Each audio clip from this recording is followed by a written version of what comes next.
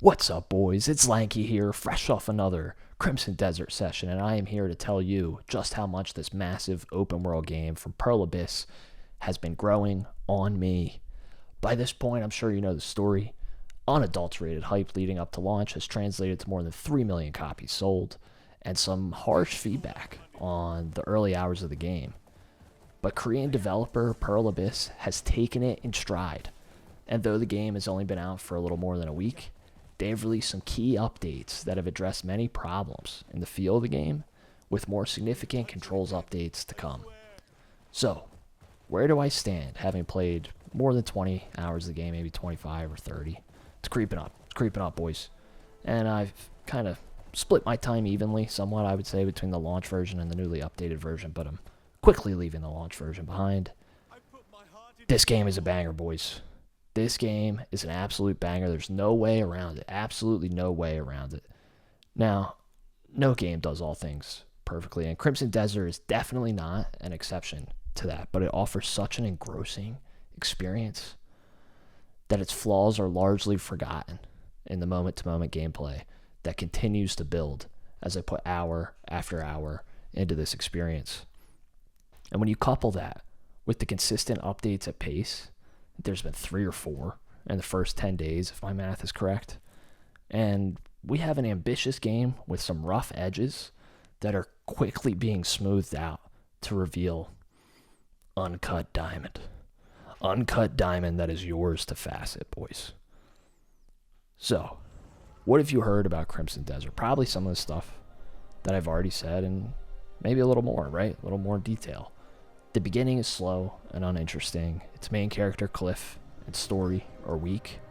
The inventory system seems purposely obtuse. And the sheer amount of controls and depth combined with limited and confusing tutorials that can make simple actions in the world frustrating. And you know what? It's it's mostly true, boys. It's mostly true. The beginning, as it begins to fade into the rear view for me, was definitely the weakest part of the game. The controls can be really confusing and kind of frustrating. There's just so many of them. But the combat, the beauty of the world, it kept me pushing through those early hours. And because the game promises to far exceed the 100-hour playtime mark, I really think this is a 200-300-hour epic. The more you play, the more you give yourself to Crimson Desert, the more you get out of it. And the more you play, apparently, the more Pearl Abyss will update it, and that's only strengthened that feeling I have of just constant growth in my heart.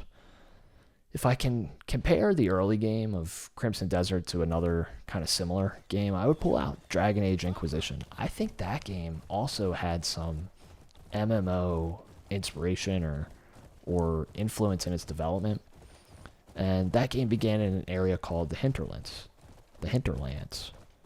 And being a completionist, I spent a lot of time there. Much like I'm doing in Hernand in Crimson Desert. And a few days after release, Pywel even tweeted to players to encourage them to leave the Hinterlands, that there was more to the world than just that.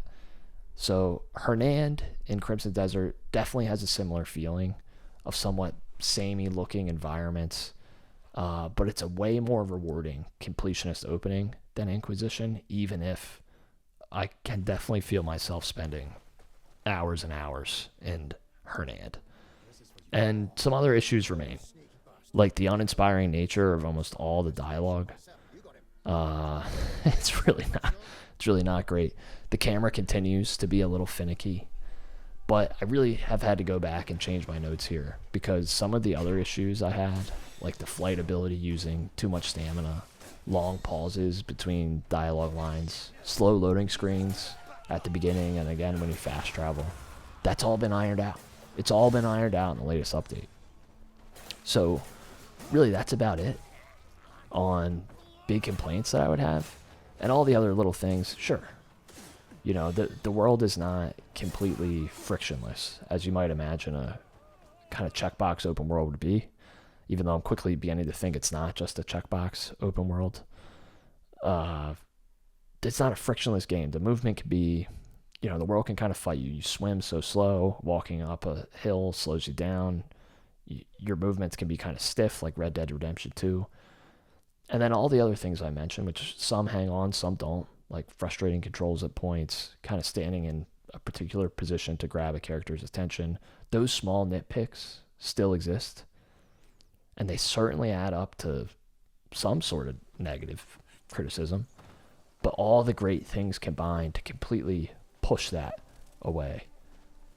The world is beautiful, detailed, and just begs to be explored. As I get more into the faction quests, I can feel myself beginning to reveal more and more of this iceberg, with weird enemies, environmental hazards, and an increasing prevalence of the fantastic and supernatural. And as you traverse this world, completing quests, you invariably run into your standard bandit camps, bandit outposts. But unlike other games in the genre, Crimson Desert leans into its scale even here. There are often enemy groups of 15 or more to take care of at simple bandit outposts, getting you to lean further into the combat, pull off some combos, and see how good Cliff can look. I am still, of course, getting the hang of this a bit, but I actively pursue combat to continue to learn, to continue to liberate more regions. And the more I explore, the more challenging and interesting it gets. Crimson Desert rewards all of this exploration and questing in deep ways. Each character, even all the countless unnamed strangers, have individual reputation scores. These can go up or down depending on your actions. I haven't achieved max relationship with anyone yet, but I can only imagine the rewards will be tantalizing. And speaking of rewards, there's the contribution system. This system operates as a separate experience point and currency for your actions within a given region. As I continue to assist the people of Hernand, the game's opening area, my contribution level grows, which translates into points allowing me to purchase special gear at the contribution shop. This doesn't cost me any money. It's kind of nice. It's like its own dedicated currency that allows me to choose rewards for the quests that I've been completing, for the people I've been assisting in Hernand, that are completely up to me, the player. You know, I can get great boots. I can get a new cape or cloak. It's all up to me. It's not just locked to a specific quest, a nice reward. Cool experience, cool system. And the story itself, despite being incredibly weak, despite the generic, kind of awful nature of the writing, I gotta say, it's even getting a little better. I've established my camp, meeting characters that promise to grow on me, and it's just kind of falling away as a really strong criticism, and I hope that it continues to get better. They do, of course, include the fast forward feature in the cutscenes. I run to that fast forward feature. I do it almost every time, although I'm beginning to do it less and less. So it seems Pearl Abyss even knew, perhaps, that the story wasn't all that, and I don't fault them for it. You know, you can get through the fast forward cutscenes way quicker and get you back into that open world that's such a joy to explore and interact with. So, with that excellent open world I just mentioned, that gives back to you twofold, maybe even more, twofold at least, what you put into it. An engaging and deep combat system and a responsive developer that listens to player feedback. Who is this game for? Who should go out and buy Crimson Desert and say, I'm not waiting for a sale. I'm not waiting for a potential DLC or perhaps an even further polished product. I think this is a gamer's game. This is for the real gamers, boys. Anyone who loves getting engrossed in a world and who loves building on incremental upgrades with a rewarding power curve will find a lot to love here. And in the moment, there's, right after release here, there's a community-wide mystique about Pywel. And we're all playing and learning together and uncovering the vast secrets of Pywel together.